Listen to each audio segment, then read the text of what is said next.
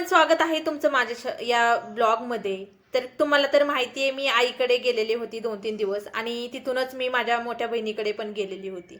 तर हे शेत आहे मोठ्या बहिणीचं आणि तिथे आम्ही आत्ता कोथिंबीर घेत होतो. तर दोघींकडून, आईकडून आणि बहिणीकडून मी काय काय भाजीपाला आणलाय वगैरे ते तुम्हाला मी पुढे दाखवणारच आहे. पण तुम्ही सध्या हे वातावरण पाहू शकता. खूप सुंदर असं वातावरण झालेलं होतं. एकदम शांत वातावरण होतं आणि इथं या शेतामध्ये तिने एकाच शेतामध्ये ट्रिपल पीक घेतलेलं होतं.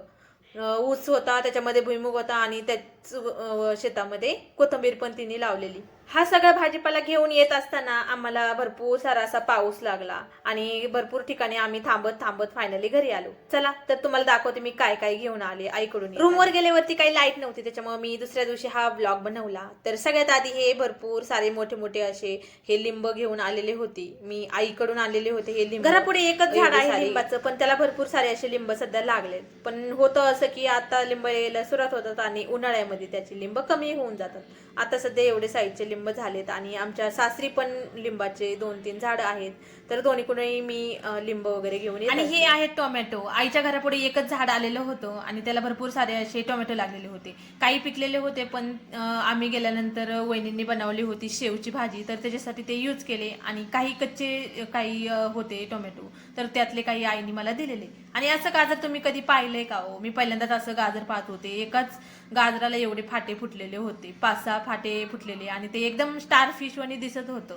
आणि हे होते काही आळूची पानं. ही पण आईकडून मी घेऊन आलेली गावरण आळूची पानं होती. आणि हे भरपूर सारे असे वालाच्या शेंगा, आपले संक्रांती शेंगा. आणि मोठ्या बहिणीकडून या शेवग्याच्या शेंगा मी आणलेल्या होत्या. यातल्या काही आज सकाळी भाजी बनवली होती मी शेंगांची आणि एवढ्या शिल्लक राहिलेल्या होत्या. तर याच्या मी बनवल्यानंतर सांबर थोड्याशाच राहिल्यात म्हणून. आणि पुढे आहे हे मिक्स हिरवी आणि लाल मिरची. तर आईच्या घरापुढे होती ही मिरची. तुम्ही मागच्या ब्लॉग जर माझा पाहिलेला असेल तर तुम्हाला कळलं असेल आईकडे काय काय होतं, झाडं कशा कशाची होती ते. तर ह्या हिरव्या आणि लाल मिरच्या आणलेल्या होत्या. ही कोथिंबीर मी बहिणीकडून आणलेली आणि ही पालक पण तिनेच मला दिलेली. तिचा भरपूर सारा असा पालक होता शेतामध्ये लावलेला आणि या गावरण कोथिंबीर असल्यामुळे खूप छान असा वास त्याचा येत होता. आणि ह्या पिशवीमध्ये पण पालकच होता, जो की मी आईकडून आणलेला होता. आईच्या घरापुढे पण पालक होता, तर त्यातला मी काही आणलेला आणि भरपूर सारा असा पालक माझ्याकडे जमा झालेला. हे आहेत बटाट्याचे वेफर्स. तर हे माझ्या बहिणीने मला दिलेले. थोडेसेच आणले होते, आहुंना उपवास राहतो त्याच्यामुळे मी घेऊन आले. आणि या वेफर्स सोबत तिने मला बटाट्याचा किस पण दिलेला होता आणि बटाटे पण दिलेले. पण बटाटे चुकून माझ्याकडून घरात राहिले आणि शूट करताना ते काही माझ्या लक्षात आलं नाही आणि हा किस मी तिच्याकडून आणलेला होता.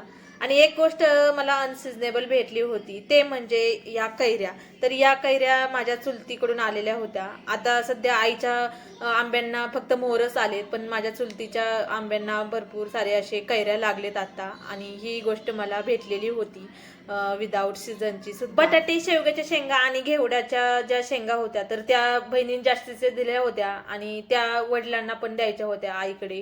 तर माझ्याकडून चुकून असं झालं की मी बटाट्याच्या शेंगा आणि शेवग्याच्या शेंगा वडिलांना दिल्या आणि या घेवड्याच्या शेंगा माझ्याकडे राहिल्या. या सगळी गोष्ट झाली त्या पावसामुळं काहीच कळलं नाही आणि लक्षात पण राहिलं नाही त्या तिकडे देण्यासाठी. नंतर मला पश्चाताप झाला, कारण आवडना पण त्या शेंगा एवढ्या काही आवडत नाही आणि मी पण जास्त खात नाही.